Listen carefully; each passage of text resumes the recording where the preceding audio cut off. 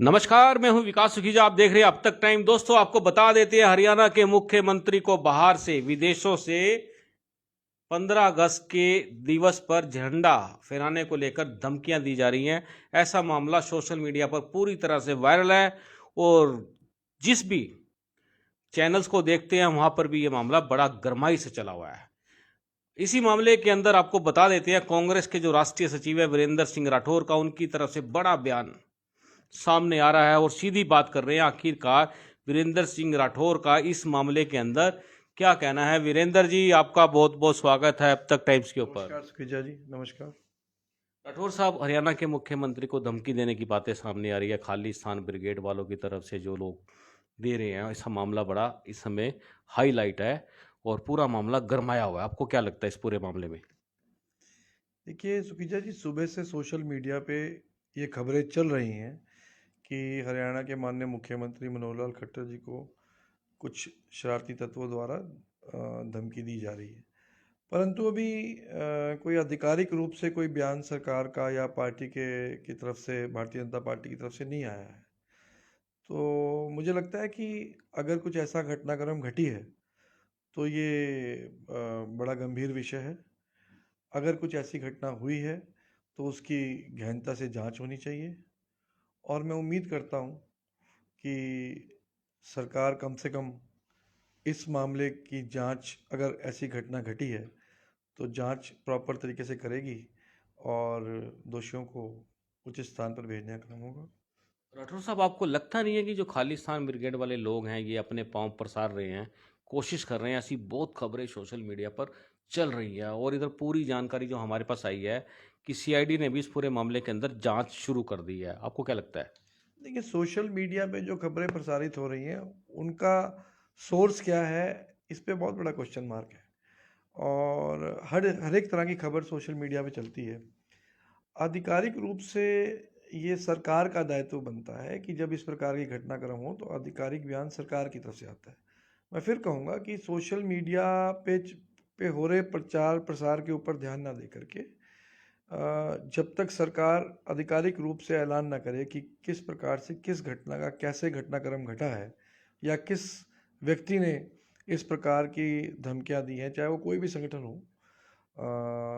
मुझे लगता है कि प्रजातंत्र में इन चीज़ों का स्थान नहीं है अगर ऐसी घटनाएं घटी हैं तो।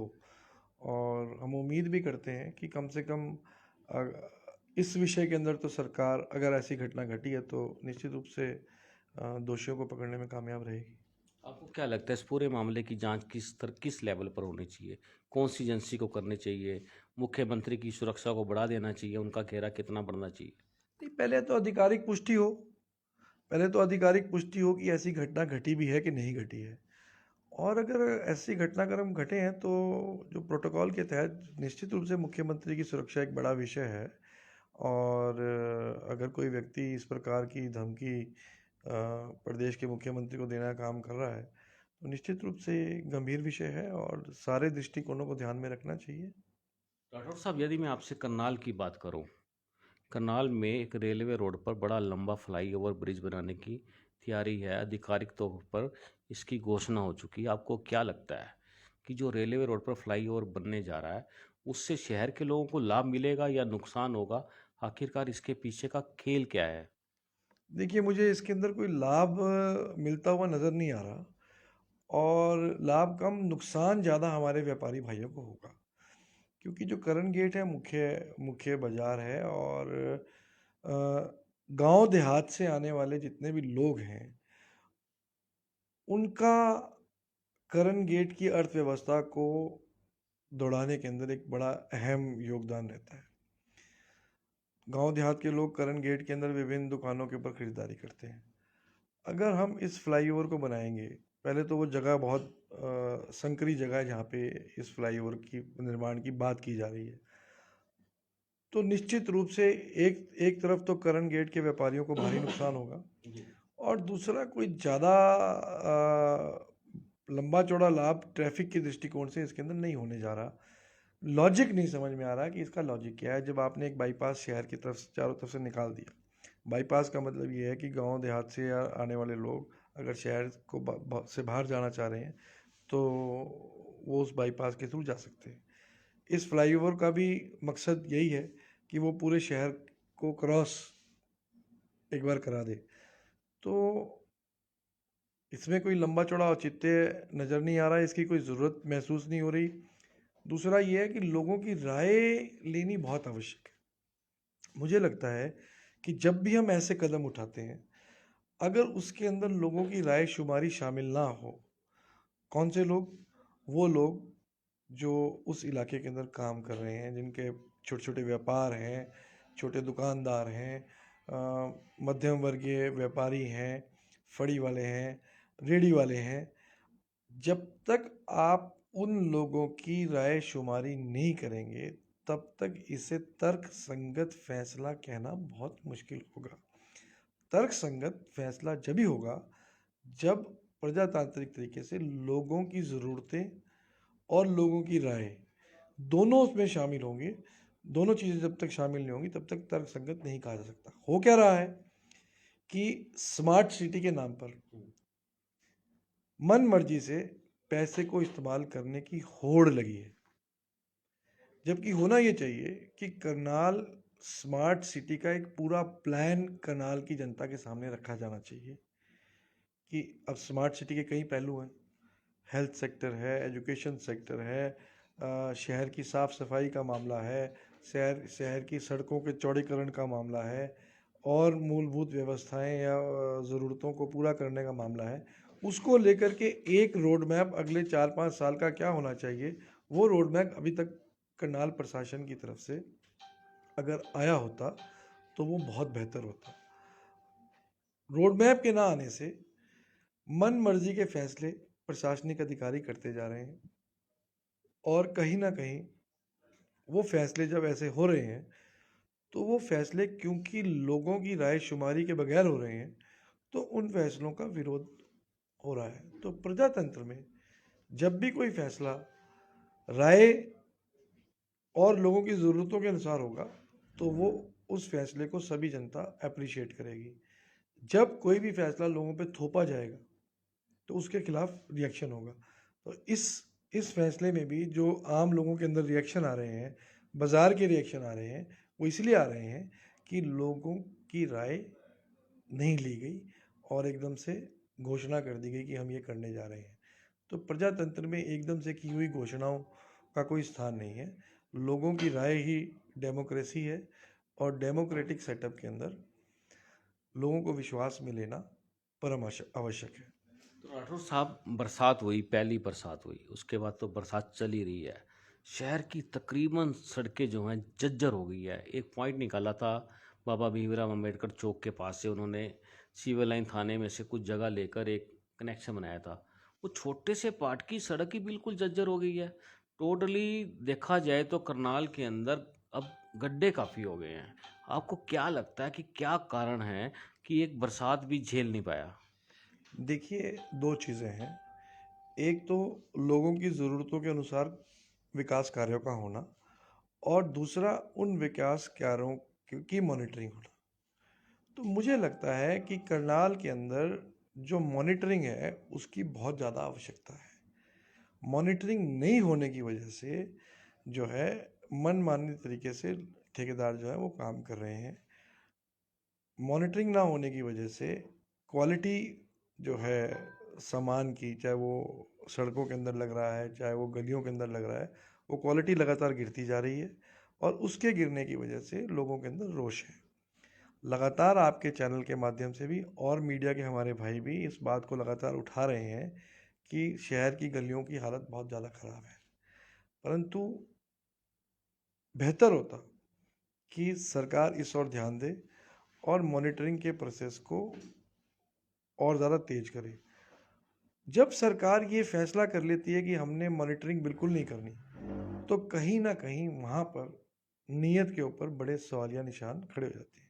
नीयत का मतलब ये है कि आपने मन माने ठेकेदार को काम करने का ठेका दे दिया और मन चाहे दामों में उस ठेके को दे दिया। अगर आपकी नीयत साफ होगी या नीयत ठीक होगी तो आप रेगुलर उसका चेकअप करेंगे, और अगर नीयत में खोट होगा तो कहीं ना कहीं ठेकेदार की ये मंशा रहती है कि भाई मैं ज़्यादा से ज़्यादा फ़ायदा अपने प्रोजेक्ट में से निकालूं, और चाहे उस फ़ायदे से मुझे ऊपर लोगों को ऑब्लाइज करना हो या किसी स्तर पर ऑब्लाइज करना हो। तो इस प्रकार की चर्चाएं हमारे शहर में बहुत गर्म है, और इस प्रकार की चर्चाओं का जन्म होना खास तौर के पर जब यहाँ से विधायक चीफ मिनिस्टर हो, तो अपने आप में एक बड़ा सवाल है। और मैं बार बार इस बात को कह रहा हूँ कि मुख्यमंत्री को इन चीज़ों की ओर ध्यान देना चाहिए। मुख्यमंत्री कार्यालय मॉनिटरिंग के प्रोसेस के अंदर मुझे लगता है कि सबसे ज़्यादा सुस्त अवस्था के अंदर है, जिसकी वजह से शहर की हालत बद से बदतर होती चली जा रही है। राठौर साहब, एक मामला और है जो आपके संज्ञान में शायद हो। सोशल मीडिया पर पोस्टें डल रही हैं कि चार चमन के अंदर एक सड़क बेहद ही अच्छी सड़क बनी हुई है और लोग कह रहे हैं कि सड़क बहुत बढ़िया बनी हुई है, इसको ना तो रिपेयर की ज़रूरत है ना इसको मॉडिफाई करने की ज़रूरत है, लेकिन निगम के लोग तुले हुए हैं। ये मामला आपके संज्ञान में आया है या नहीं? देखिए, ये तो मेरे संज्ञान में नहीं आया है, परंतु ये अगर आप बता रहे हैं तो ये एक नहीं, ऐसे अनेकों उदाहरण हैं हमारे शहर के अंदर जहाँ बेहतरीन सड़कें होने के बावजूद सड़कों को उखाड़ा जा रहा है, और दोबारा अच्छी क्वालिटी की टाइलों को उखाड़ करके लो क्वालिटी की टाइलों को बिछाया जा रहा है। सेक्टर 13 के अंदर ही अनेकों उदाहरण है। आपने पिछले दिनों भी इस मुद्दे को उठाया था। मैंने आपको बताया था कि किस प्रकार से रातों रात मजबूत टाइलों वाली गली को पूर्ण रूप से उखाड़ दिया गया, और उसकी जगह लो क्वालिटी की टाइल्स जो हैं वो लगाने का काम निगम ने कर दिया। तो फिर वही बात आती है कि आप जब ये कार्य करते हैं, रेजिडेंट वेलफेयर एसोसिएशन अगर मांग नहीं कर रही या उनकी डिमांड नहीं है या वो अपनी पुरानी सड़क से संतुष्ट हैं, तो आप क्यों ज़बरदस्ती उन सड़कों को उखाड़ने का काम कर रहे हैं? राठौर साहब, जिस सड़क की आप बात कर रहे हैं, उस सड़क, जब वो सड़क बनी, आप लोगों ने पैसे इकट्ठे करके बनाया, और उस समय सरकार भी कांग्रेस की थी। फिर ये बात समझ में नहीं आई कि सरकार आपकी होने के बावजूद आपने फिर लोगों से पैसा इकट्ठा करके, सब लोगों ने मिलकर, वेलफेयर एसोसिएशन ने सड़क बनाई। तो ये मामला क्या था उस समय? क्या सरकार काम करती थी, नहीं नहीं, नहीं करती थी? क्या मैटर क्या था वो? उस समय ये था कि उस समय टाइल्स वाली सड़कों का, गलियों का भी निर्माण शुरू नहीं हुआ था। ब्लैक टॉप सड़कें बनती थी। तो वो तो रेजिडेंट वेलफेयर एसोसिएशन ने तय किया था कि हमें अपनी टाइलिंग करनी है। तो सबने मिल कर के फिर बेहतरीन क्वालिटी की टाइल्स को तैयार कराया था, और इंजीनियर्स को लगा करके उसको अच्छे तरीके से बनाने का काम किया था। ये तो पहले तो ब्लैक टॉप थी हमारे यहाँ पे, तो ठीक थी, पर ये तो हमारा निजी फैसला था। उस समय टाइलों का काम शुरू नहीं हुआ था। तो तो आप चाहते तो उस समय निगम से बनवा सकते थे। उस समय टाइलें निगम निगम टाइलों पे काम नहीं करता था उस समय। उस समय हुडा के अंदर ब्लैक टॉप सड़कें ही बनती थी। ये तो फिर अभी 4-5 साल पहले टाइल शहर के अंदर और निगम के अंदर सेक्टर्स के अंदर लगनी की शुरुआत हुई है। तो वो तो हमारी रेजिडेंट वेलफेयर एसोसिएशन ने निजी तौर पे पर्सनल फैसला लिया था। परंतु सब बड़ा सवाल यह है कि जब वो बिल्कुल ठीक ठाक बनी थी, उसको उखाड़ने की आवश्यकता नहीं थी। तो आप लोगों ने रोका क्यों नहीं फिर? देखिए, एक्चुअली टाइल्स की गली को उखाड़ने को में समय नहीं लगता, और रातों रात 9 बजे के बाद ठेकेदार आए, सब लोग अपने घरों में थे, और सुबह जब जागे तो सारी गली उखड़ चुकी थी। चोरी से कर दिया क्या काम? चलो, इसको चोरी नहीं कह सकते, पर हाँ, रात के समय में गली को उखाड़ दिया गया, सुबह ही पता चला था। परंतु ये तो निगम जवाब दे कि भाई कहीं ना कहीं टाइल्स की सेल के ऊपर जो है होड़ लगी है कि ज़्यादा से ज़्यादा टाइलें बिकें। अब उसके क्या कारण है, ये तो सरकार को देखना चाहिए, सरकार के लोगों को देखना चाहिए। और फिर बात वहीं आती है कि मॉनिटरिंग जो है शहर की नहीं हो पा रही, शहर का कोई वाली वारिस नहीं है। तो अब जब इस प्रकार से कोई मॉनिटरिंग ना हो और शहर का कोई रखवाला ना हो, तो ये इस प्रकार की घटनाएं तो बढ़ेंगी। आप अपने घर को भी अगर ताला लगाए बगैर खुला छोड़ के चले जाएंगे, तो कहीं ना कहीं चोर घरों में घुस करके चोरी करेंगे। तो अपने घर की तो करनाल भी एक विधानसभा क्षेत्र, एक विधायक उसका चौकीदार होता है। तो जब चौकीदार अपने घर में नहीं होगा, तो चोर चोरी करेंगे। वही करनाल में हो रहा है। राठौर साहब, मेरा आखिरी सवाल है। एक तो हरियाणा की कानून व्यवस्था का क्या हाल है, नंबर एक बात। नंबर तो ये बात है, हरियाणा के गृह मंत्री का बयान आता है कि हरियाणा के 9 जिलों के एसपी है जिनके काम से सरकार संतुष्ट नहीं है। ये दो प्रश्नों के बारे में क्या कहना है आपका? देखिए, ये तो उनके अपने गृह मंत्री जी का बयान है। अगर संतुष्ट नहीं है तो वो कार्रवाई करें, कार्रवाई क्यों नहीं कर रहे? तो और जहाँ तक कानून व्यवस्था की बात है, तो पिछले 6 वर्षों में जितनी हरियाणा के अंदर कानून व्यवस्था चौपट हुई है, अ, वो सबके सामने है, जग जाहिर है। और चोरी, डकैती, मर्डर, लूट, बलात्कार, इस प्रकार के मुकदमों के अंदर दिन रात इजाफा हुआ है। और करनाल शहर में तो कभी इस प्रकार की वारदातें नहीं होती थी जितनी लूट और डकैतियाँ पिछले 4-5 वर्षों में करनाल शहर के अंदर हुई हैं। अपने आप में रिकॉर्ड तोड़ है। तो ये दर्शाता है कि एडमिनिस्ट्रेटिवली सरकार कहीं ना कहीं वीक है। और प्रॉपर जो एक फोकस होना चाहिए एडमिनिस्ट्रेशन के ऊपर, सरकार का फोकस कम है। मैं तो यही कहूँगा कि सरकार फोकस करे और बेहतर एडमिनिस्ट्रेशन लोगों को मिले, हरियाणा की जनता को मिले, उसका प्रयास सरकार को करना चाहिए। हालांकि सरकार कामयाब नहीं हो पा रही इसमें, पर फिर भी सरकार की ड्यूटी है, उसे प्रयासरत रहना चाहिए। राठौर साहब, जाते जाते आखिरी सवाल एक और कर लेते हैं, एकदम से मेरे ध्यान में आ गया। सेक्टर 12 में एक नाइट मार्केट बनाए जाने की घोषणा हुई, लेकिन जब उसका लेआउट प्लान देखा तो वहाँ पर 6x6 की जगह लोगों को दी जाने की, लगभग 45 लोगों को, ताकि वो वहाँ पर अपने ठेले लगा सकें, रेडियाँ लगा सकें। आप इस कंसेप्ट से कितने संतुष्ट हैं? हाँ, उसके बारे में मैंने पढ़ा था। वो करनाल के डिप्टी कमिश्नर ने कुछ ऐसी अनाउंसमेंट्स की थी। देखिए, उस कॉन्सेप्ट में कोई प्रॉब्लम नहीं है। अगर अगर ऐसा कोई कॉन्सेप्ट आता है, उससे लोगों को तो सुविधा होगी निश्चित रूप से, पर वो उसकी रूपरेखा क्या होगी, अभी तक उसका भी कोई रोड मैप जो है वो लोगों के सामने, करनाल की जनता के सामने नहीं आया। एक बयान ज़रूर कुछ 1.5-2 महीने पहले एडमिनिस्ट्रेशन का आया था कि इस प्रकार से होने जा रहा है। तो अगर सरकार इसको या डिप्टी कमिश्नर करनाल इसको एग्जीक्यूट करते हैं, तो देखा जाएगा। मुझे कोई प्लान में अनुचित कोई नहीं लगता है। लोगों को सुविधा मिलेगी अगर नाइट की मार्केट खुलती है तो। पर नाइट की मार्केट खोलने के लिए सरकार को दो चीज़ों पे ऊपर वेल इक्विप्ड रहना पड़ेगा। एक तो नाइट के समय में लॉ एंड ऑर्डर, सिक्योरिटी, लोगों की सिक्योरिटी, लोग रात के समय में आएंगे, महिलाएं भी आएंगी, बच्चे भी आएंगे। तो अगर इस प्रकार का प्लान प्रशासन का है, तो प्रशासन ने सिक्योरिटी को लेकर के क्या बंदोबस्त किए हैं या किस प्रकार से एलोकेशंस होंगी। और हम उम्मीद करते हैं अगर वो एलोकेट भी करेंगे तो एक फेयर प्रोसेस के थ्रू एलोकेशंस हों। तो ये सब चीज़ें जो हैं वो तो आने वाला समय बताएगा कि वो क्या करते हैं। परंतु मैं अपने तजुर्बे से कह सकता हूँ कि पिछले 6 वर्षों में जो भी प्लान सीएम ऑफिस करनाल में लेकर के आया है या जो भी स्कीम उन्होंने लॉन्च की है करनाल की डेवलपमेंट को लेकर के, कोई भी सिरे नहीं चढ़ पाई है। तो आप तो लॉ एंड ऑर्डर पे तो वैसी उंगली उठा रहे हो, फिर ये कैसे मेंटेन होगा? और नेचुरली नेचुरली ये तो जिन अधिकारियों ने बयान दिया है, ये तो उनकी जिम्मेवारी है और लॉ एंड ऑर्डर को मेंटेन करना। तो वो कैसे मेंटेन करेंगे? तो पहले तो सुरक्षित शहर का नागरिक हो, जिनके घरों में दिन में ही आजकल डकैतियाँ और चोरियाँ दिन में होती हैं, रात के 11 बजे 12 बजे नागरिक सुरक्षित कैसे होगा? मुझे लगता है कि कोई ना कोई प्लान, एक बेहतरीन प्लान प्रशासन ने तैयार किया होगा, जब भी तैयार करने के बाद इस प्रकार का बयान प्रशासन की ओर से आया है।